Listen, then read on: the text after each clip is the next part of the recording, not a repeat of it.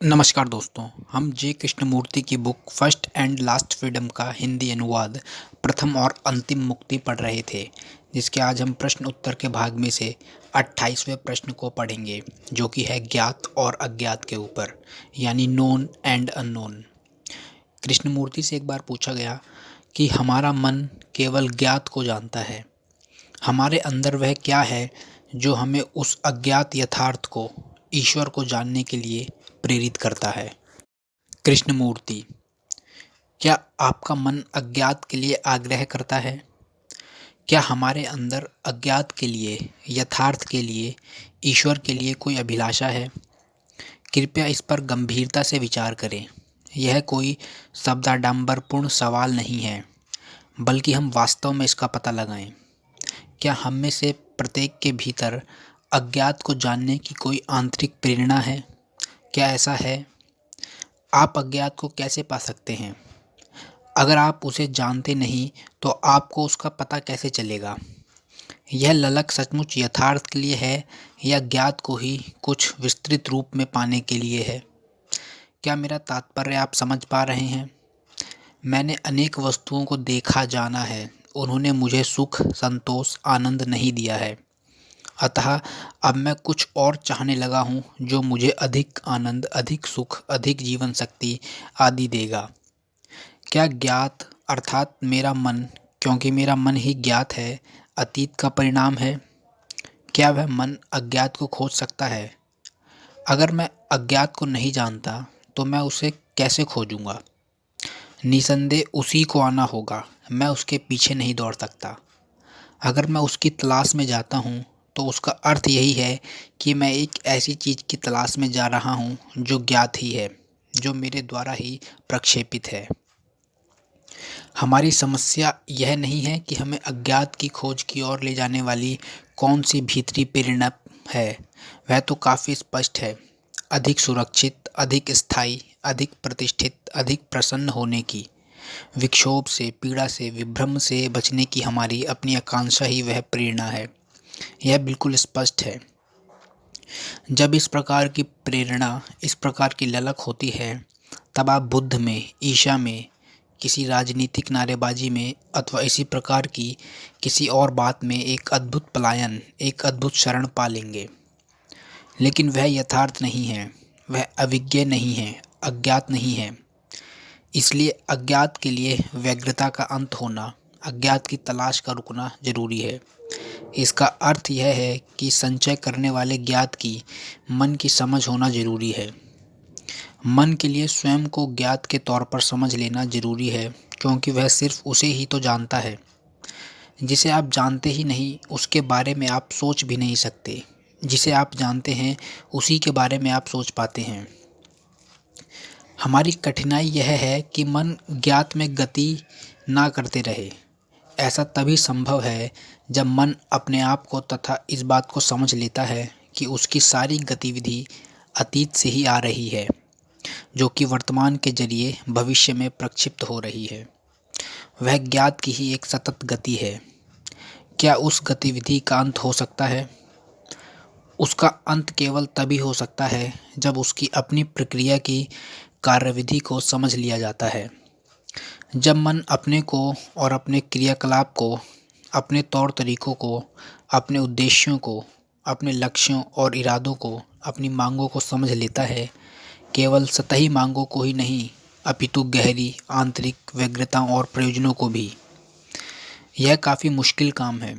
किसी एक मीटिंग अथवा एक व्याख्यान में या किसी किताब का अध्ययन करके आप इसका पता नहीं लगा पाएंगे।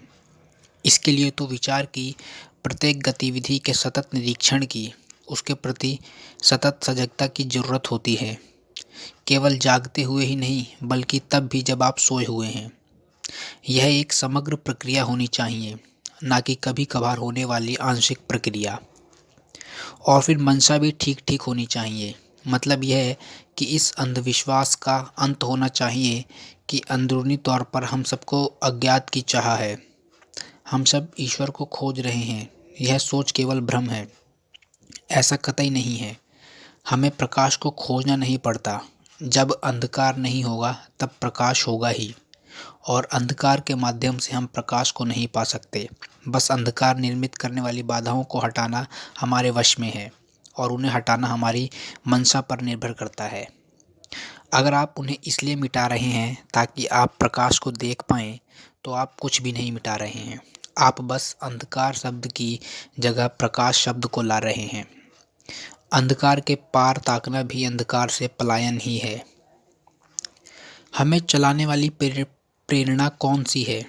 हमें इस बात पर नहीं बल्कि इस पर गौर करना होगा कि हमारे अंदर इतनी उलझन, इतना संघर्ष, इतना विरोधाभाव क्यों है? हमारे जीवन में इतनी सारी बेवकूफ़ियाँ क्यों हैं? जब ये सब नहीं हो तब प्रकाश होता ही है, तब हमें उसकी खोज नहीं करनी पड़ती। जब मूर्खता दूर हो जाती है, प्रज्ञा होती ही है। लेकिन प्रज्ञावान बनने की कोशिश में लगा मूर्ख मनुष्य फिर भी मूर्ख ही रहता है। मूर्खता को बुद्धिमानी कभी नहीं बनाया जा सकता। केवल तभी जब मूर्खता का अंत हो जाता है, बुद्धिमता, प्रज्ञा विद्यमान होती है। वह व्यक्ति जो मूर्ख है और बुद्धिमान, प्रज्ञावान बनने का प्रयत्न कर रहा है, स्पष्ट है कि ऐसा वह कभी नहीं कर पाएगा। मूर्खता क्या है? यह जानने के लिए व्यक्ति को सतही रूप से नहीं बल्कि पूर्णता से, समग्रता से, गहराई से, गंभीरता से उसकी पड़ताल करनी होगी। उसे मूर्खता की विभिन्न परतों की छानबीन करनी होगी और जब उस मूर्खता का अंत हो जाएगा तब बुद्धिमता मौजूद होगी। क्या हमें अज्ञात की ओर प्रेरित करने वाली ज्ञात से बढ़कर, ज्ञात से श्रेष्ठतर कोई सत्ता है? महत्व इसके अन्वेषण का नहीं बल्कि यह पता लगाने का है कि हम में वह क्या है जो विभ्रम, युद्ध, वर्ग भेद, मिथ्याभिमान, प्रख्यात का अनुसरण, ज्ञान का संचय और इसी तरह संगीत, कला और ऐसे ही कई अन्य तरीकों के जरिए पलायन निर्मित करता जा रहा है। निसंदेह यह महत्वपूर्ण है कि हम इस सब को ठीक उसी रूप में देखें जैसे कि ये हैं, तब फिर अपनी ओर लौटकर देखें जैसे भी हम हैं।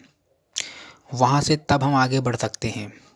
ज्ञात के बोझ को उतारना तब अपेक्षाकृत आसान हो जाता है। जब मन मौन होता है, जब यह कुछ पाने की चाह में अपने आप को भविष्य में प्रक्षेपित नहीं कर रहा होता, जब मन सच में ही चुप होता है, गहन रूप से शांत होता है, तब अज्ञात अस्तित्व में आता है। आपको उसे खोजना नहीं पड़ता, आप उसे आमंत्रित नहीं कर सकते। आमंत्रित तो आप केवल उसी को कर सकते हैं जिससे आप परिचित हैं। आप किसी अनजाने अतिथि को आमंत्रित नहीं कर सकते।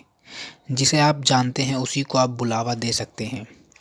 लेकिन आप अज्ञात ईश्वर, यथार्थ को या उसे आप जो भी कहते हो उसको जानते नहीं हैं, तो उसे ही आना होगा और वह केवल तभी आ सकेगा जब भूमि तैयार हो, उसे ठीक से जोता गया हो।